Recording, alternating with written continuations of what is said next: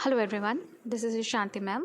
आज हम लोग अपने इंडियन नेशनल मूवमेंट को कंटिन्यू करते हुए आज क्विट इंडिया मूवमेंट या भारत छोड़ो आंदोलन के बारे में देखेंगे। ये एक बहुत ही महत्वपूर्ण मूवमेंट था, आंदोलन था और इस आंदोलन के व्यवस्थापक मोहनदास करमचंद गांधी थे। उनके अलावा इस आंदोलन में बहुत सारे लोगों ने बढ़ चढ़कर हिस्सा लिया था और इनका अपना एक इम्पॉर्टेंट रोल था इस आंदोलन में, जिसमें हम लोग मौलाना अबुल कलाम आज़ाद, सुभाष चंद्र बोस, मोहम्मद अली जिन्ना, अशोक मेहता, जयप्रकाश नारायण, जवाहरलाल नेहरू, सरदार वल्लभ भाई पटेल, डॉक्टर राजेंद्र प्रसाद, चक्रवर्ती राजगोपालाचारी के बारे में भी देखते हैं। आइए आज के लेक्चर में हम लोग भारत छोड़ो आंदोलन का इतिहास जानते हैं। भारत की इतिहास में 1942 की अगस्त क्रांति, अगस्त रेवोल्यूशन एक बहुत ही महत्वपूर्ण स्थान रखती है। इस क्रांति का नारा था अंग्रेज़ों भारत छोड़ो, क्विट इंडिया। और सचमुच ही एक क्षण तो ऐसा लगने लगा कि अब अंग्रेज़ों को भारत से जाना ही पड़ेगा। द्वितीय विश्व युद्ध में जगह जगह मित्र राष्ट्रों की पराजय से अंग्रेज़ों के हौसले पहले से ही चूर हो गए थे और उस पर यह 1942 की क्रांति ऐसा लगने लगा कि अंग्रेजी साम्राज्य अब टूटकर बिखरने ही वाला है। अंग्रेज़ों ने भारतीयों से सहायता पाने के लिए ये प्रचार किया कि भारतीय स्वयं ही अपने देश के मालिक हैं और उन्हें आगे बढ़कर अपने देश की रक्षा करनी चाहिए, क्योंकि भारत पर भी जापानी आक्रमण का खतरा बढ़ गया था। 1942 ईस्वी में जब जापान प्रशांत महासागर को पार करता हुआ मलाया और बर्मा तक आ गया, तो ब्रिटेन ने भारत के साथ समझौता कर लेने की बात पर विचार किया। अंग्रेज़ों को डर था कि कहीं जापान भारत पर भी आक्रमण ना कर दे, लेकिन गांधी जी का विचार था कि अंग्रेज़ों की उपस्थिति के कारण ही जापान भारत पर आक्रमण करना चाहता है।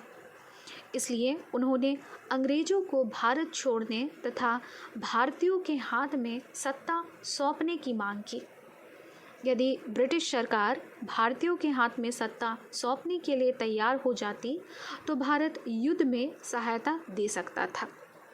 और इस प्रकार हम लोग देखेंगे आज के हमारे लेक्चर में कि किस प्रकार गांधी जी के नेतृत्व में 1942 का क्विट इंडिया मूवमेंट कैसे इतना ज़्यादा फेमस हुआ था।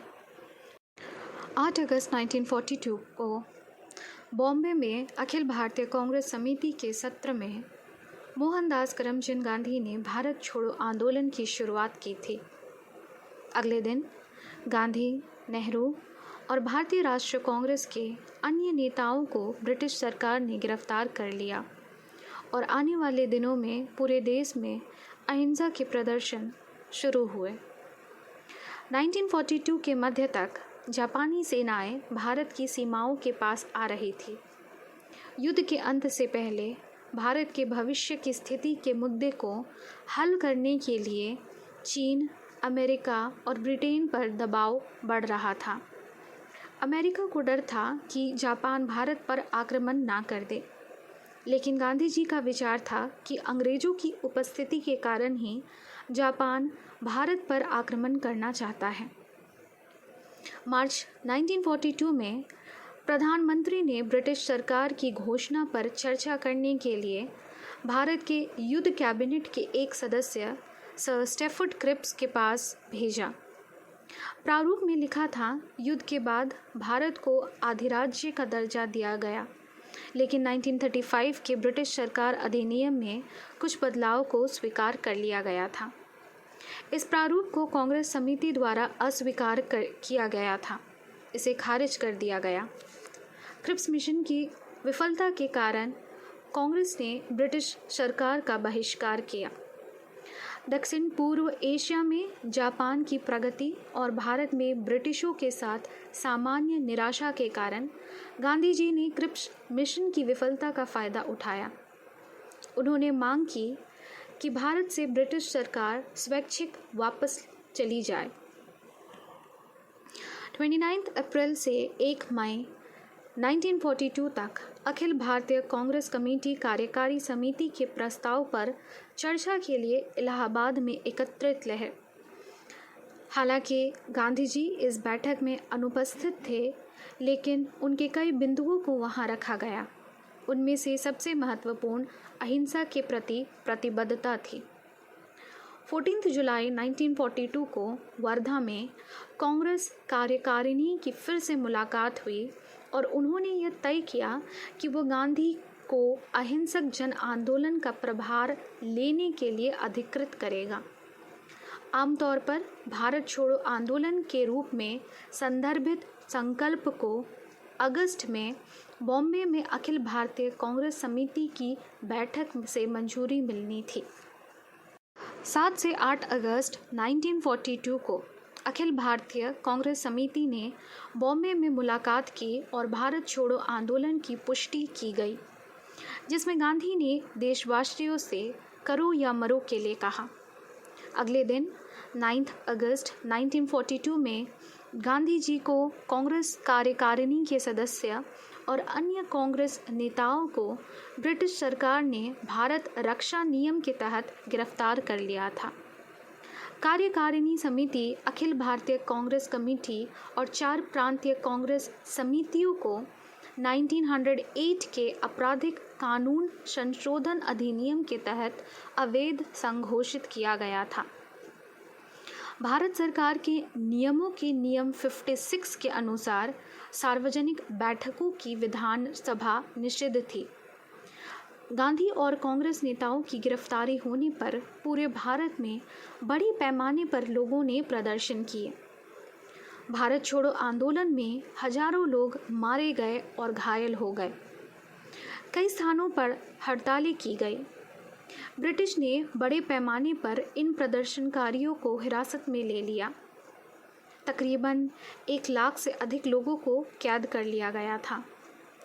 भारत छोड़ो आंदोलन ने ब्रिटिश शासन के खिलाफ भारतीय लोगों को एकजुट किया।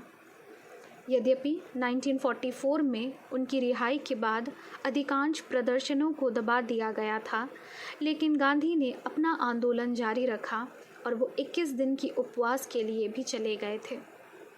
द्वितीय विश्व युद्ध के अंत में दुनिया में ब्रिटेन की जगह नाटकीय रूप से बदल गई थी और स्वतंत्रता की मांग को अब अनदेखा नहीं किया जा सकता था।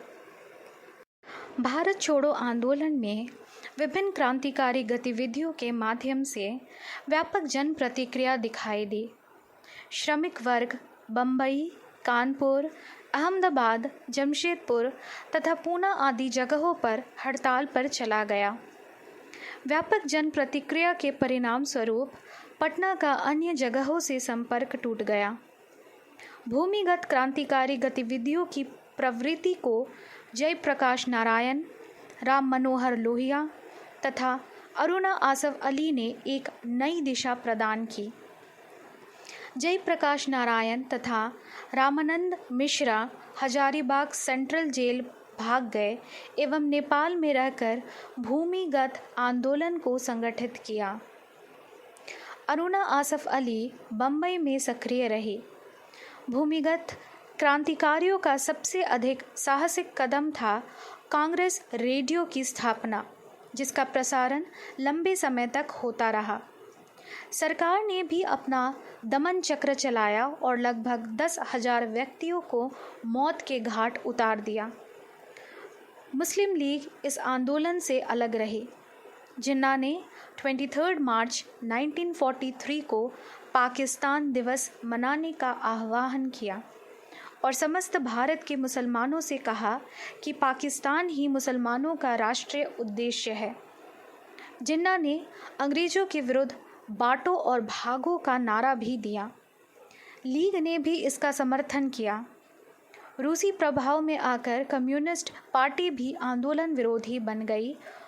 उसने अपने आप को आंदोलन से अलग रखा और सरकार की हिमायती बन गई। फलतः पूर्ण समर्थन के अभाव में और सरकारी दमन के कारण 1942 की क्रांति असफल हो गई। सरकार ने आंदोलन को बर्बर ढंग से कुचल दिया। इस आंदोलन का महत्व यही है कि इसने ब्रिटानी शासकों के दिमाग में ये बात अच्छी तरह आ गई थी कि भारत में उनके साम्राज्यवादी शासन के दिन गिने चुने रह गए हैं।